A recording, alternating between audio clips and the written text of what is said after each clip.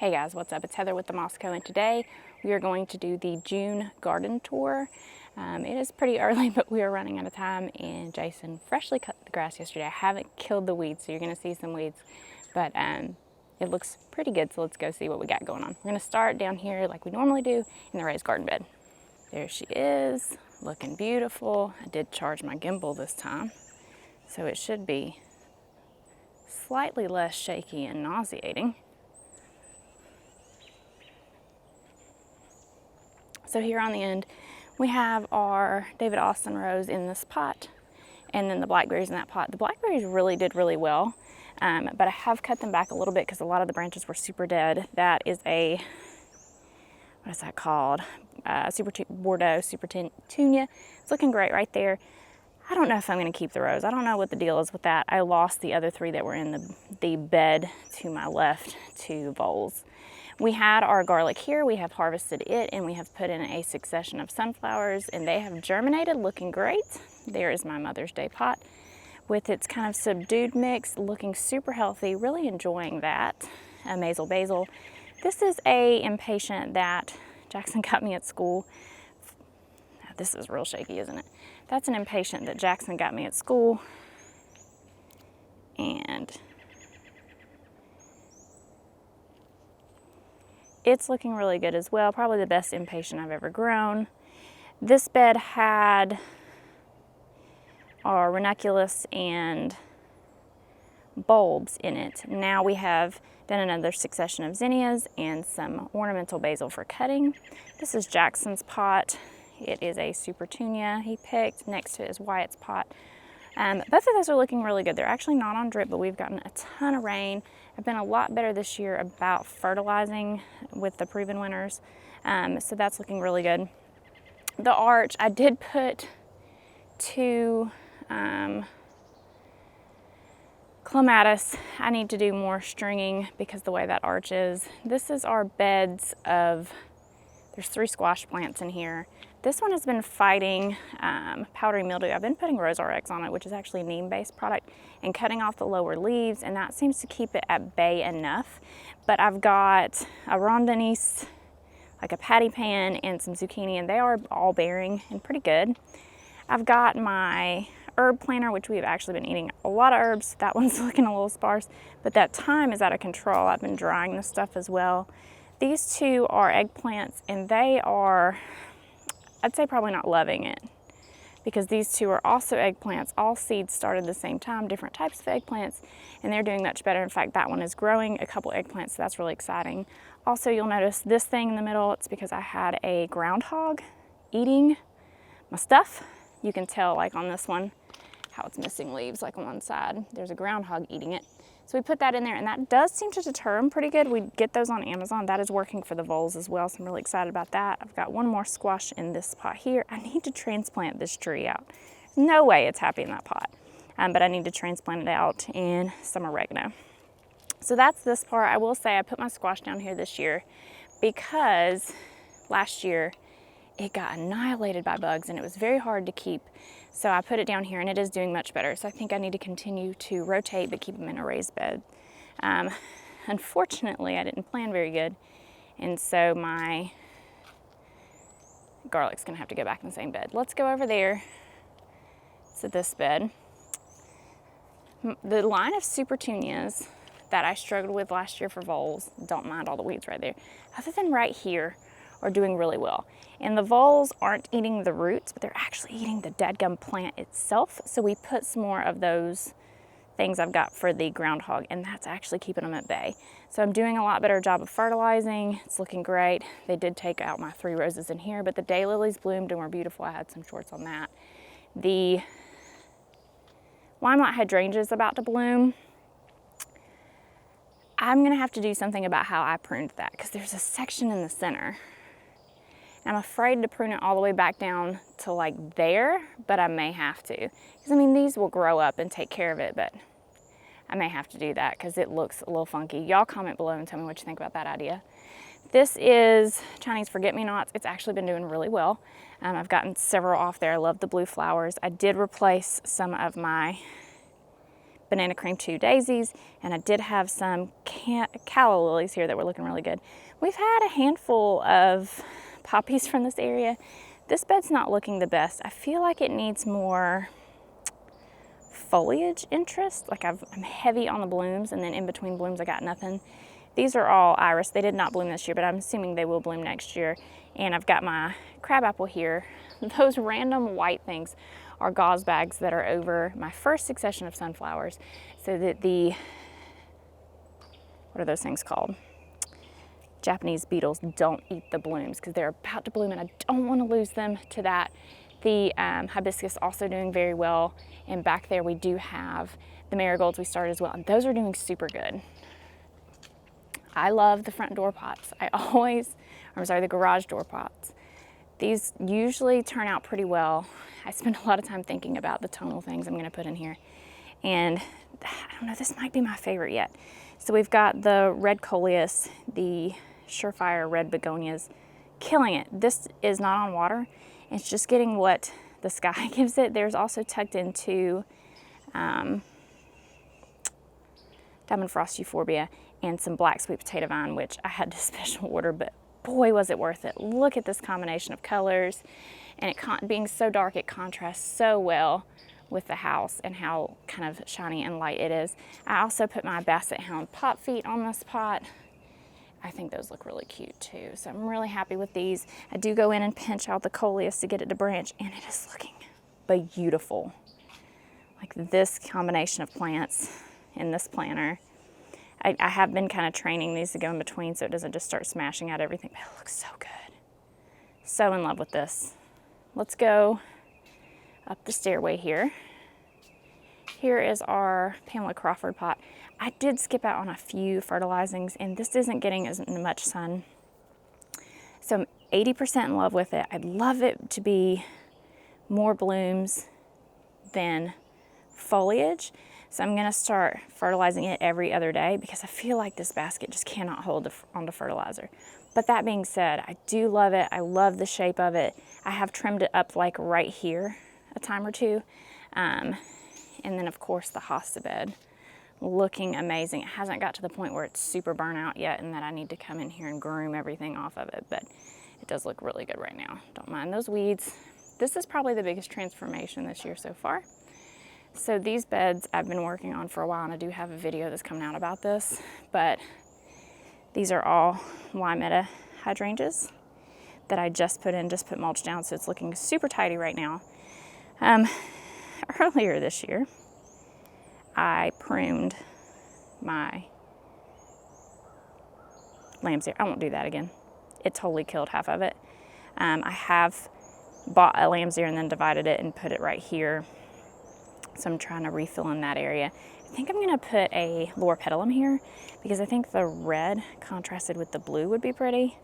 I did divide and spread out my Rudbeckia, so hopefully it blooms this year. If not, that's that bright yellow. And this is the third year on the carding mills, and those are doing really, really good.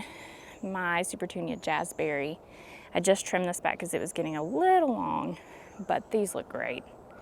Again, I need to do a little bit more on the fertilizer, and we're back on schedule for that, so it's looking good, but those look so good. And this bed being so tidy is looking super great, making me super happy. I will fill those pots with something. I did create a new bed over here. Again, I've got a video coming out about this. I don't know which one of these will come out first, probably this one, but created this bed over here to match, and it looks really good. We did run out of mulch, so we got to get some more.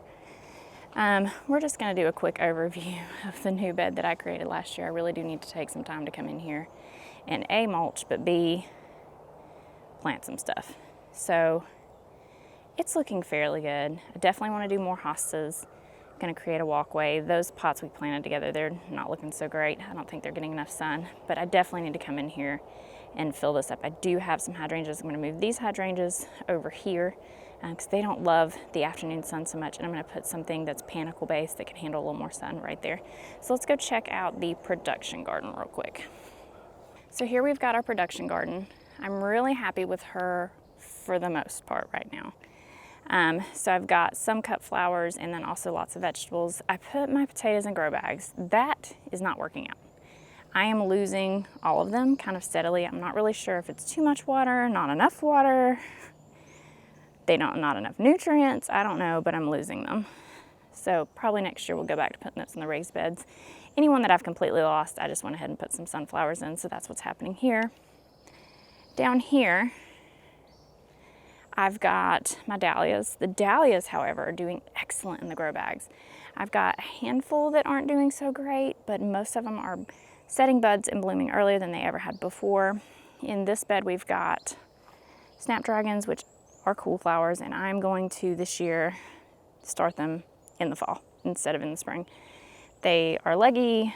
I started a ton of them. They have not done well. I did winter sowing. I'm just gonna start them in the fall and plant them in the fall and try to get better plants. Got some bachelor's button there. Ornamental basil that's starting to finally grow for me.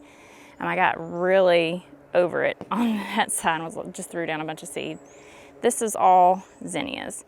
And the ones that are doing the best are the Benary's Giants. I've got several different varieties in here, but those are the ones that took the best so far. I've also netted some of their blooms. That is a cactus one. It looks really pretty. Look at it. That's a pretty bloom. So waiting for those to kind of grow up a little bit. Have started some other successions in case they get powdery mildew. I've got some backup. The corn is looking great. I definitely did stake this year. I did not want to lose it in a storm like I have before, but it's looking really, really good. Really excited about that. Behind that, I've got okra. It's not doing so hot. On these, I've got black-eyed peas that are starting to take off, and then the cucumbers, which are, of course, really getting it. I'm loving this staking system, not having anything on the ground, but we've got plenty of cucumbers, and I'm gonna go on vacation, and I'm sure they'll all mature then. But this thing has taken off on here like I knew it would. If you want to grow something to really build your confidence, cucumbers is it. Loving this. Loving, loving, loving this. These are all butternut squash and honey nut squash. They're also doing really good. They're setting fruit, so I'm very happy about that. So that's going well for me. Also doing the same trellising system. They do not take to this trellising as well as the cucumbers do, but that's okay. They just need a little help. And then we've got all of our tomatoes down this one. Again, the trellising system I feel like is going fairly well. I am coming through here and kind of pretty diligently staying on top of pruning a good bit, like especially at the bottom. They're heavily pruned on the bottom. Pruning them, staking them. Got a lot of cherry tomatoes. I don't know how I ended up with that. Sun Gold cherry tomatoes, which is what this is right here. I'm gonna go ahead and eat that one because I'm hungry. Delicious. Real quick, here's a butternut squash. Look at that. So, lots of heirloom varieties. I've got a handful of hybrid varieties that I want more production out of. This here is celery, and it's looking pretty good. I actually should come out here and harvest it. But these are looking really good. A lot of them have fruit on them. At the end here, we've got some tomatillos. As a general rule, in the past, I'll get my tomatillos to make pods, but they don't do a good job making actual tomatillos. And they're very, like, you shouldn't need many to get quite a few tomatillos. But comment below if you've had this problem and you know how to fix it. Here we've got our dill. We had cilantro and lettuce, but that has all gone past its prime. The dill I leave for cut flowers. It's great filler for cut flowers. Here we've got green beans, which actually need to be harvested again. I've got a ton in my fridge already. I need to come out here and harvest, I guess, tonight, more green beans. I think I'm going to freeze this set because I do not have time to pressure can them right now. Then the first set of green beans is French fillets, and they've done really well for me. I just need to buy more of those seeds, but I bought a different type of seed for here, And they, the first time I seeded them didn't take. The second time they did, I must not have given them enough water the first time because clearly the seeds are just fine. So we're waiting for those to produce. And then I need to plant another succession because we do go through quite a number of green beans. I planted my onions as 2 sets. Basically, I saw these and then I found the rest of them. So we've harvested the first set and the second set should be ready to harvest here pretty quick. These were better than what we've had before, but I did not do a good job fertilizing, so the bulbs aren't super big, but they're much better than what we've had before, and I need to come through here with my hula hoe and weed this. Here we had cress, which didn't work out. This bed has not done the best. I don't know if it's because the soil's so poor or what, but it has not done the best. But we do have our amaranth in here, and it is doing pretty good. I can see all of it blooming. It's doing pretty good. So hopefully it gets a little bigger, so it will be a little more usable. Try not to make y'all sick. And then the final bed that we've got down here, these are, it's gonna come to me.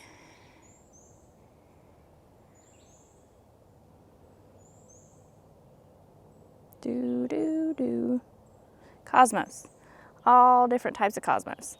So they're doing really well. Hope to get flowers on those pretty soon. So overall, everything's doing fairly well. I spent a lot of time, I let this get so overgrown, weeding it over the last week, and it is just a joy to be in this space right now. Can't wait for all these tomatoes to start getting some maturity on them, because it's just really fantastic out here right now. So that's gonna be it for me in this video. I just wanted to show you guys what the garden's looking like here in June, what's doing well, what's not. Comment below what's doing well and what's not in your garden. Thank you guys so much for watching, and we will see you in the next one. Bye.